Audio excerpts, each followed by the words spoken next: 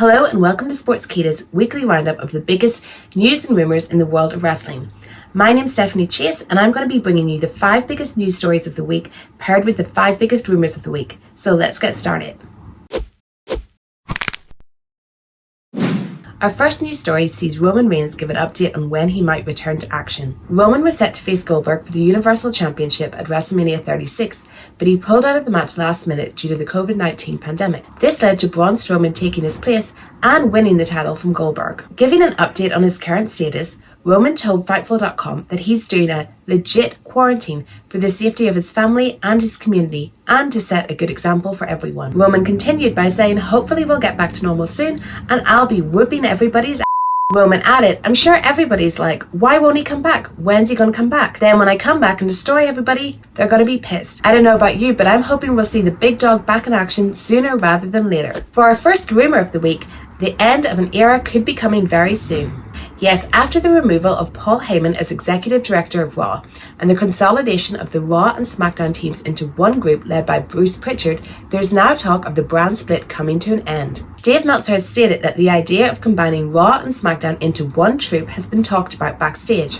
WWE is currently experiencing a big dip in ratings due to the pandemic, and Vince McMahon is said to be especially unhappy with Raw's dropping viewership figures. WWE is historically known to pull the plug on brand splits anytime the ratings go south, so there's huge potential that this could happen. And with the consolidation of the writing teams, it looks even more likely. Having the ability to use both Raw and SmackDown superstars on one show could give WWE the ratings boost they need. But at the minute, the plan is only in its discussion stages. Our next news story of the week is that Edge will be out of action for some time after suffering a serious injury at Backlash. At Backlash, Randy Orton defeated Edge in what was billed as the greatest match ever. The pre-recorded match went nearly 45 minutes, and at one point, each wrestler used the finishers of other wrestlers from their past, such as Orton using Triple H's pedigree to try and finish the other off. But in the end, Orton won the match when he brought back the devastating, legend-killing punt kick. For our next rumour of the week, we're looking at reports on where Edge could have suffered the tricep injury during his match with Orton.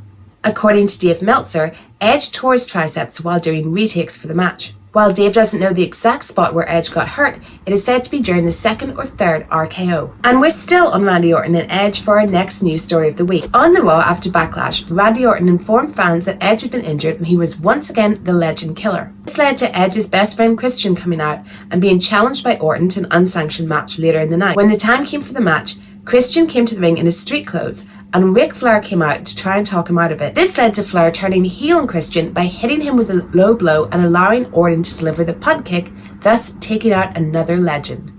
Our next rumour also concerns Backlash, but this time we're talking about the WWE Women's Championship match between Asuka and Nia Jax, which ended in a double countout. Brian Alvarez from the Wrestling Observer reports that this was not the original finish to the match.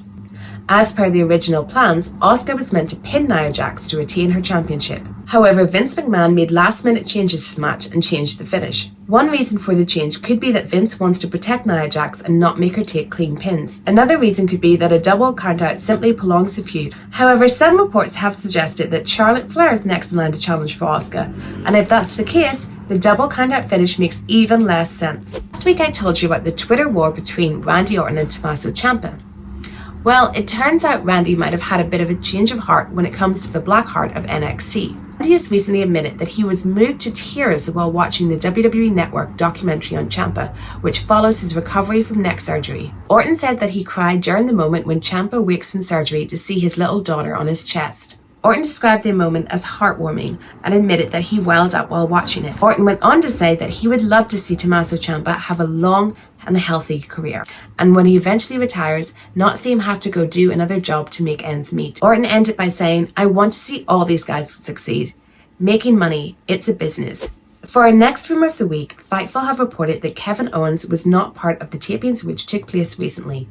Owens reportedly informed WWE on Wednesday that he would not be able to take part in the upcoming tapings due to the COVID-19 situation. Fightful added that there is no backstage heat on Owens, who was said to be very respectful in his request not to be part of the tapings. WWE management does, however, hope to have Owens part of the next set of tapings. Reports have suggested that the atmosphere in the Performance Center has been chaotic ever since WWE decided that every superstar needs to be tested following a positive test from a member of the developmental roster. With Kevin Owens joining the ranks of superstars who have refused to work during the pandemic, will other members of the roster be following suit soon? And in our last news story of the week, Matt Riddle made his main roster debut on this week's SmackDown. In the opening segment, Riddle interrupted the new Intercontinental Champion AJ Styles, leading to a non-title match. Riddle won the match after delivering the Bro Derek, potentially setting up a title shot later down the line. Our last rumour is that Dolph Ziggler has moved from SmackDown to Raw. WrestleVotes reports that Dolph Ziggler has been quietly moved from SmackDown to Raw,